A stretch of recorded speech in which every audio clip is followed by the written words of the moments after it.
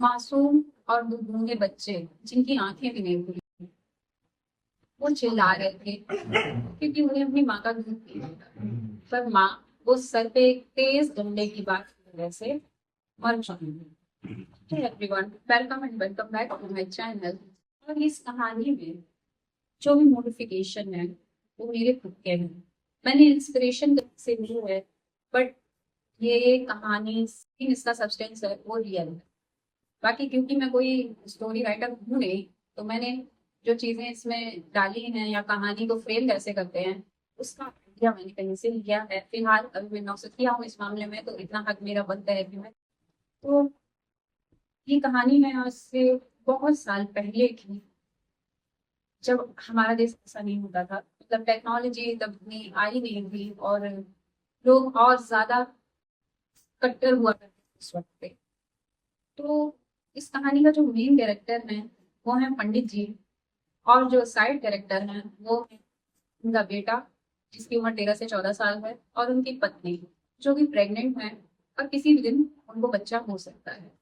और दूसरा कैरेक्टर है इस कहानी का जिसको हम दूसरा पक्ष भी बोल सकते हैं, वो है एक कुतिया मीरा और उसके 6 छोटे छोटे बच्चे जिनको उसने 3 दिन पहले ही जन्म दिया है। बच्चे एकदम दूध हुए हैं, नन्हे नन्हे हैं। होता ऐसा है कि ये एक गांव है, और पंडित जी इस गांव में सबके घरों में जाके जितने भी धार्मिक काम होते हैं वो सब करते हैं। धार्मिकता बनाए रखना, अपने धर्म की चीजों को मैनेज करके चलना, नियम कानून निभाना, साथ ही साथ दूसरों को बताना, वो अपनी ड्यूटी करते थे। पर पता नहीं कब ये धर्म और धर्म से ही घर चलाने में इंसान इतना कट्टर हो जाता है कि इंसानियत कहीं पीछे छूट जाती है। तो पंडित जी का जो बेटा था वो बहुत ही धूर्त बच्चा था, और उसको मजा आता था जानवरों को परेशान करना। और क्योंकि मीरा उसी के गली में रहने वाली डॉग थी, तो मीरा को तो वो अपनी प्रॉपर्टी समझता था कि इसे परेशान करना है। और लोग ये सोचते भी नहीं है कि एक बेजुबान मासूम को तुम परेशान करोगे तो उसके कॉन्सिक्वेंसेस आएंगे।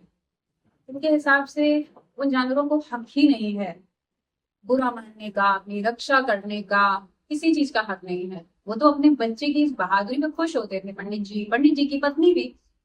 तो मीरा और पंडिताइन दोनों प्रेग्नेंट थी। मीरा की डिलीवरी हो चुकी है, 5-6 दिन हो चुके हैं। पंडिताइन डिलीवरी किसी दिन हो सकती है।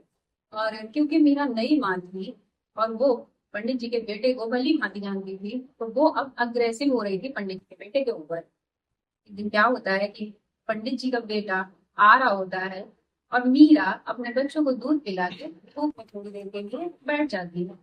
और गांव में घर होते हैं बहुत बड़े बड़े, और ऐसा नहीं होता है कि एक गली में बहुत सारे घर हैं। सबके घर के लिए एक अलग रास्ता जाया करता है गाँव में। ये प्रिविलेज होती है वहां पे लोगों के पास।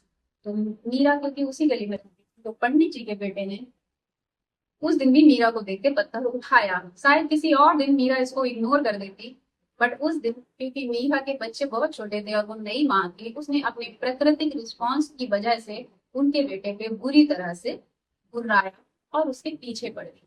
और पीछे पड़ के उनका बेटा अपने घर तक भाग के आया और मीरा ने उसका पीछा नहीं छोड़ा, क्योंकि मीरा को अपने बच्चों की फिक्र थी। वो जानवर है, वो यही सोच सकती है कि मुझे कैसे मेरे बच्चे बचाने हैं।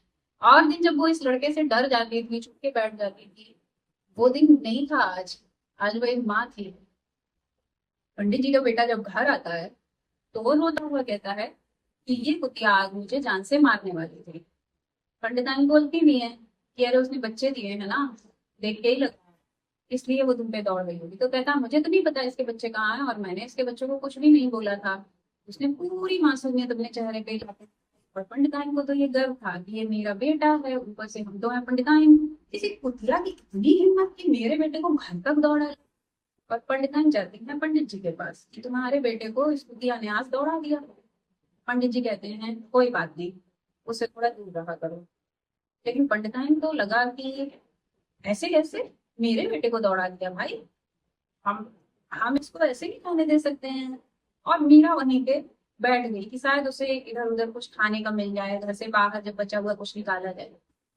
पंडित जी के एक तरह से हिम्मत और मर्दानगी पे सवाल उठा देती हैं, और पंडित जी अंदर से गुस्से में भरे हुए आते हैं, एक डंडा लेके और मीरा के सर पे एक जोर का डंडा के मारते हैं। ऑन द स्पॉट मीरा की डेथ हो जाती है।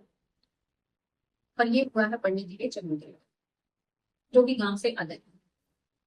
जैसे ही मीरा की जान गई, जोर से बारिश होने लगी और पंडित जी पहले तो गुस्से में अंदर आ गए, उन्होंने नहीं सोचा उन्होंने क्या किया।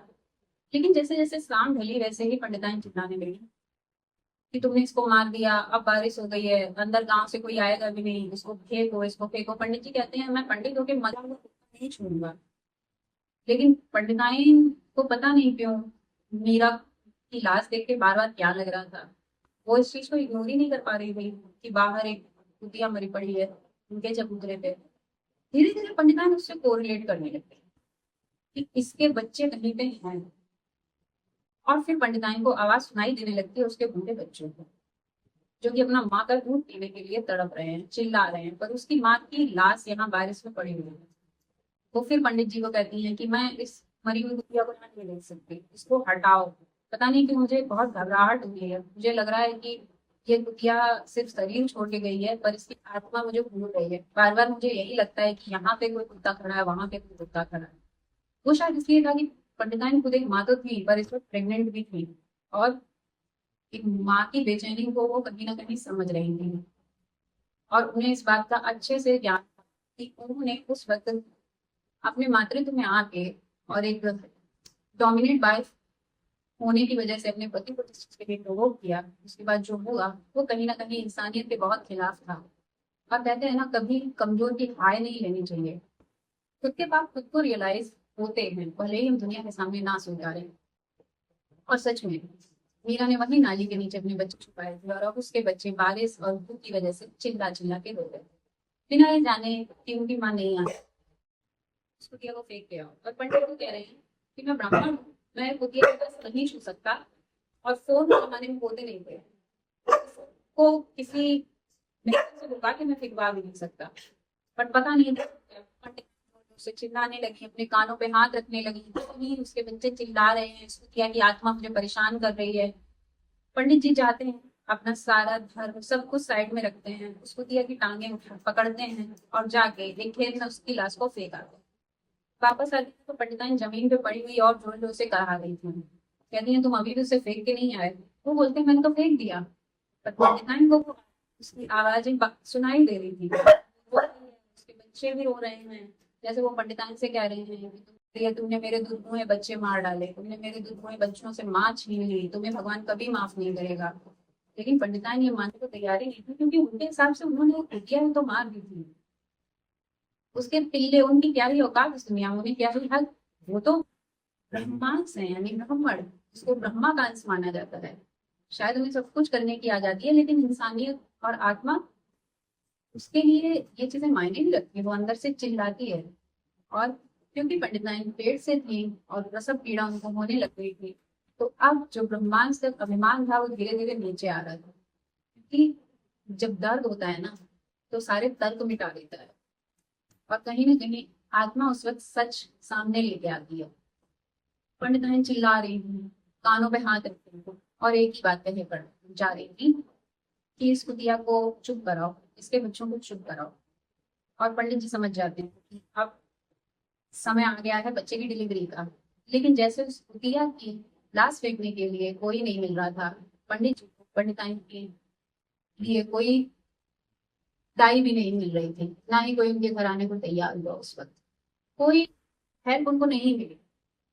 पंडिताइन बार बार चिल्लाती, अपने कानों पे हाथ रखती, वो बिटिया चिल्ला रही है, उसके बच्चे चिल्ला रहे हैं, और उनको प्रसव पीड़ा हो रही है, वाटर लीकेज होने लगा, उसके बाद ब्लड लॉस होने लगा, और सुबह तक उसी चबूतरे पे पंडिताइन की लाश पड़ी थी और पेट में बच्चा मर चुका था। क्योंकि आखिरी वक्त आने तक पंडिताइन पागलों की तरह इधर उधर भागने लगी, अपने कपड़े फाड़ फाड़ के पूरी जमीन पे लौट रही थी, उनके शरीर में इतनी जलन हो रही थी। और वो भी सुबह तक उसी जगह पे मरी पड़ी थी, पेट में उनके मरा हुआ बच्चा था, जिस जगह आज अभी से 12 घंटे पहले वो बेजवान कमजोर कुतिया पड़ी थी। कर्म के चक्र ने 12 घंटे भी नहीं लगाए इंसाफ के लिए। मुझे ऐसा लगता है कि शायद वो ब्राह्मण थे, भगवान के ज्यादा करीब थे, और भगवान ने उनसे उनकी सत्ता को ठीक से समझने की उम्मीद तो जरूर रखी होगी। कि सबसे ज्यादा तो तुम ही ग्रंथ पढ़े, तुम्हें इंसानियत कैसे मिली।